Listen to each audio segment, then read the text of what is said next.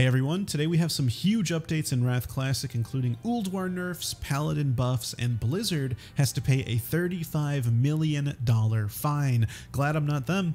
We've got a lot to cover today, but before we begin, don't forget to hit the like and subscribe button to stay up to date on what's happening. So the ULDUAR nerfs are here already. XT002 Deconstructor 25-man hard mode was a boss that literally nobody had cleared and raid logged because there were no successful clears for the hard mode before January 31st. This prompted Blizzard to swiftly implement nerfs to this boss, but only the hard mode. The 10-man hard mode was successfully cleared, and I recall it being a decently hard fight with a couple mechanics to respond to, mainly running out of the raid, using raid-wide damage mitigation, and raid healing during the tympanic tantrum, and once hard mode is activated by destroying his heart, playing slightly differently, running closer to the tanks when Searing Light is cast on you, so that the life spark, which spawns at the end of it, which deals periodic raid-wide damage, can be picked up by the tank and focused down by the raid. However, I also recall our raid not even attempting hard mode XT002 Deconstructor because nobody was able to defeat it. And so this pre-nerf XT002 certainly seems like he was too difficult. So the nerfs. This is what changed for both 10 and 25-man hard modes. In 10-man hard mode, the total damage required to defeat XT002 was reduced by 20% during the Heartbreak phase. So that means less heart health. The Heartbreak health buff was reduced to 40%. It was 90% before, so an absolute decrease of 50%, and the life spark now has 100,000 health, which is less. In 25-man hard mode, we saw similar nerfs. The Heartbreak health buff is now 40%, reduced from 90%, so same as 10-man. The base health of the boss is now 18 million instead of 25 million. Heart health is now reduced from 6 million to 4 million. That's actually a huge decrease. The Heartbreak health buff is now 25 million from previously 48 million, and that's nearly a 50% decrease. And the life spark health is now 300,000, previously 350,000, a minor health nerf. So these changes went into effect on January 31st, and what do you know? Tons of Warcraft logs showing hard mode XT002 defeated. Do you ever wonder if the boss was that hard, or if the nerfs just motivated everyone to try a little bit harder, and or even in our case attempt to defeat him in the first place? Now I'm sure he was super hard, but I wonder if he was truly impossible to defeat before. Now, this is a pretty fast nerf, considering we are only on the 3rd week of ULDUAR in Phase 2 Wrath Classic, especially since everyone thought that the item level buff would make ULDUAR a total walk in the park. I don't mind nerfs because I'm not super competitive in PvE, but for the hardcore players who may have wanted to collect more hard mode gear from other bosses to eventually defeat XT002 on the pre-nerf hard mode, this early nerf may be somewhat upsetting. And in more massive news, Paladins, that's right, Paladins are getting buffed in Wrath Classic. I never thought I would see the day. There are 2 changes happening in an upcoming weekly maintenance period within the next few weeks. Number 1, a new major glyph for Paladins is being added to the game. Glyph of Reckoning. Your Hand of Reckoning spell no longer taunts the target and can deal damage to untauntable targets. This new glyph is available from inscription trainers in Dalaran. Number 2, the Holy Vengeance and Blood Corruption damage over time effects from Seal of Vengeance and Seal of Corruption may now be applied by Divine Storm and Crusader Strike in addition to normal melee hits. Whoa, this is huge. Imagine being in a battleground and using Seal of Vengeance and Divine Storm and applying the dot to 4 targets all at the same time. Now, whether or not Seal of Command will be better for AoE or not, I'm not sure. I'm just getting excited about the changes here. Blizzard continues by saying the intent of these changes is to provide a small boost to Retribution Paladin damage via Hand of Reckoning, as well as helping with the ramp time needed to apply the Vengeance/Corruption dot. The ramp time needed for this could be frustrating, particularly on fights with regular downtime or a lot of target swapping. Makes sense, hots and dots suffer from swapping targets, so you need to reapply them as fast as you can because a new target means there's no hots or dots, and this type of stacking dot needs time to reach the 5 full stacks to maximize your DPS. Now, since balance changes like this are huge, Blizzard also released statements on what their goals are and what they are not.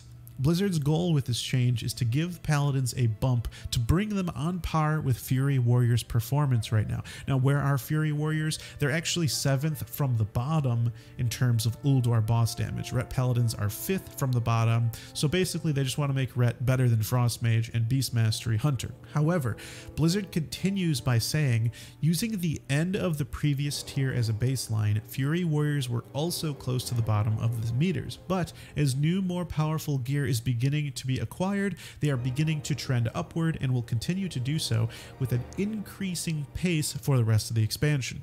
We felt that Fury output at this moment and over the next few weeks is a fairly solid baseline for where Ret should be. We also wanted to be very careful not to overbuff Ret now and cause issues for ourselves in a later tier such as Icecrown Citadel, where Ret has an extremely powerful tier set. And this was actually my exact thought. Ret gets really strong in Icecrown Citadel. If you've seen my DPS tier list, they are actually S tier in Icecrown Citadel, and so making buffs now could potentially overtune the class in Icecrown Citadel. Now, Blizzard also acknowledges the effects to PvP, saying their goal is to have minimal to zero PvP impact with this change. As it stands now, Hand of Reckoning does not deal damage in PvP or contribute to a Paladin burst at all in arenas or battlegrounds, and with this new glyph, that will not change. At the beginning, Blizzard said it deals damage to untauntable targets, which I thought means players, but if it doesn't do damage, that is correct. That is what I agree with. Rets are already quite good in PvP. Now, Blizzard also reiterates the goal of this is to smooth out the poor gameplay of having to build stacks of vengeance / corruption damage over time effects when there is downtime or target swapping occurs. This is mostly a quality of life improvement, but it does help Retribution DPS ramp up time quite a bit, which they feel is a net positive. Now, I agree with this. It's absolutely no fun getting a target to 5 stacks and then having to switch and the stacks all fall off, or the target dies before ever reaching 5 stacks. It kind of just feels like you're not contributing at all to the raid. And finally, Blizzard says their final goal is to not make massive mechanical changes to how Retribution plays. Hand of Reckoning is off the GCD, that's the global cooldown, and can easily be weaved in between other abilities without adding a lot of mechanical change to how the class plays now. Blizzard says that we feel this is a fairly low impact solution to provide a bit more output for players who want to opt into this glyph. It's pretty vague, in my opinion, on how much damage Hand of Reckoning is going to do, but with a name like that, it should be pretty good. It's like a backhand slap or like a big open palm smack on the back, you know, Hand of Reckoning, whoopah! But we'll have to see how much damage they make it do ultimately to see how much it will affect Ret damage. And with Blizzard stating their goals, they also wanted to state what are not their goals with these changes, which includes, number 1, making Paladins competitive with the highest output specs and classes in PvE. The utility of all Paladins cannot be overstated here and is absolutely a factor to consider as well, with access to critical raid buffs, auras, and raid cooldowns such as Aura Mastery and Divine Guardian. All flavors of Paladins have a vital place in any raid composition, and as we've previously stated, we are pleased with their overall representation in raids as a class. We do not want to start seeing Retribution become stacked in raids. Most raid groups run Retribution Paladins will typically include a single Retribution Paladin. We feel that 1 or 2 is still a good number to have in each raid. Yeah, I totally agree. Paladin has amazing utility, especially Ret Paladin, but all Paladins mostly have Divine Sacrifice for that raid damage mitigation. They've got Ret Paladin specifically have Replenishment to help everyone get their mana back.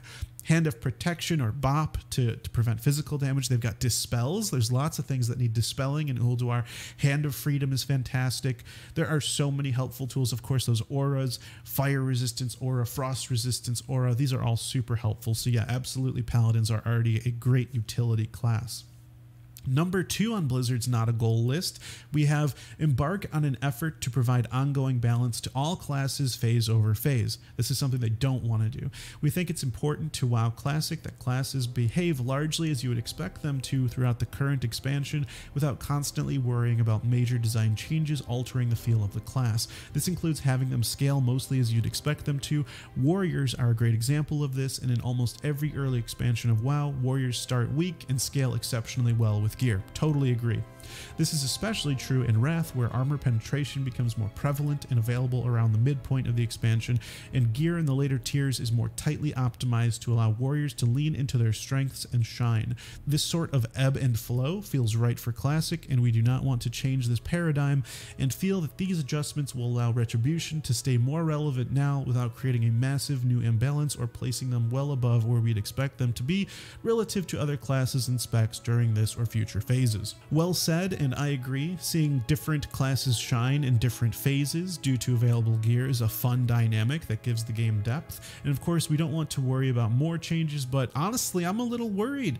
We've seen Paladin changes, now, Death Knight changes, and who knows, man, next thing might be Warrior or Warlock, because, Warrior's all low and Warlock's all high. Who knows? The extremes, right? Who knows, though, for sure. And the third item on Blizzard's not a goal list is to bring all of the classes with poor PvE output up similarly. Frost Mages, Subtlety Rogues, Arm Warriors, and Beast Mastery Hunters are all at or below the output of Retribution and PvE, and it would be easy to point at this change and say, what about this class here? That's fair, and this very argument was a motivator for us holding off on making changes here. A key argument that swayed us, however, is that all of these classes have very viable alternatives for PvE DPS, whereas Paladins only have Retribution in this role. All of these specs also have traditionally been viewed as PvP specs, and we are very leery to shift the meta in PvP while chasing a buff to PvE. This is why we went the direction we did for Retribution. As the impact to PvP shouldn't be large, we'll continue to evaluate things as time goes by, but we do not have plans for other similar class adjustments after this one. Yeah, I would say that's a very good counter argument. Ret is the only DPS spec for Paladin, and Hunters, Mages, and Rogues all have good DPS specs to choose from. Although, I would say Warriors are very similar to Ret Paladins right now, because both Fury and Arms are not super great right now. Just like Paladin, they both don't have great DPS specs to choose from, because the only other spec is Prot. And so I would say Warrior actually kind of does fall into the same bucket as Ret, with not really having a great DPS spec to choose from. Arguably, I think Fury is slightly underperforming, but we'll see. And Blizzard closes us out with a statement on not taking this lightly, which it seems they haven't been taking much of anything very lightly lately, but Blizzard says, we are extremely hesitant to make modifications to the original 3.3.5 designs of classes. We will continue to monitor class representation as we have been, and will make additional adjustments if things start to play out in a way that deviates significantly from how we and other Wrath enthusiasts would expect them to. We also may roll back these changes or make further adjustments if we feel this adjustment went too far.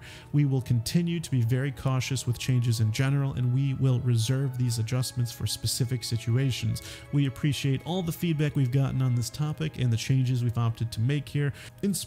We're inspired directly by the discussions and suggestions we've seen from players. We are thrilled to see how many of you are progressing through ULDUAR over the past few weeks, and we hope you all are having as much fun as we are progressing, downing hard modes, and scooping that awesome loot. Yeah, I have been having a blast in ULDUAR, that is for sure. I think it is a fantastic raid.